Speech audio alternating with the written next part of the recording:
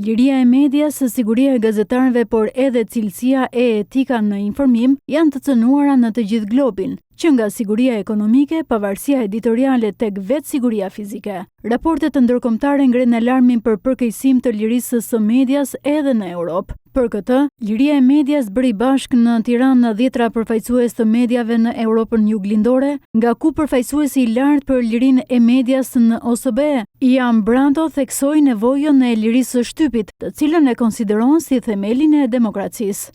Dhe vetë gazetarë përballen me rreziqin e rritje nga dhuna online, shpesh me natyrë gjinore, deri te presioni ligjor dhe politik dhe sulmës fizike. Duhet të jemi të qartë për çfarë do të thotë kjo, kur gazetaria dobësohet, pasojat nuk kufizohen vetëm tek sektori I medias, ato ndikojnë cilësinë e debatit publik, aftësinë për të mbajtur pushtetin përgjegjës dhe qëndrueshmërinë e përgjithshme të institucioneve demokratike dhe sigurisë sonë të përbashkët. Përballë këtyre rreziqeve, shefi I diplomacisë shqiptare Ferit Hoxha garantoi se Shqipëria mbetet e përkushtuar për forcimin e lirisë së medias dhe mbrojtjen e sigurisë së gazetarëve me standardet europiane.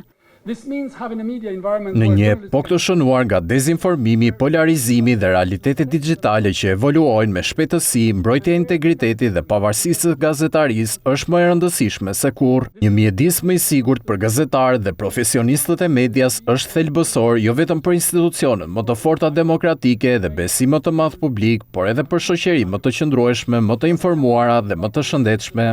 Kreu I misionit të OSBE në Shqipëri Michel Tarran theksoi se Shqipëria ka bërë përparim në lirinë e medias teksa citoi sfidat kryesore. Megjithse këto zhvillime janë inkurajuese, sfidat ndaj lirisë së medias në Shqipëri mbeten dhe kërkojnë vëmendje të vazhdueshme. Këto përfshin shqetësimet që lidhen me sigurinë e gazetarëve, presionet ekonomike që ndikojnë në qëndrueshmërinë e mediave të pavarura, si dhe intimidimin dhe fushatat denigruese në internet. Sipas raportit të publikuar nga Reporter pa kufi, evidentohet një rënje me 3 vende e Shqipërisë në renditjen globale, ndërsa vlerësohet se liria e shtypit dhe pavarësia e medias kërcënohen nga konfliktet e interesit të biznesit dhe politikës, një kuadër ligjor I mangët dhe rregullim partjak.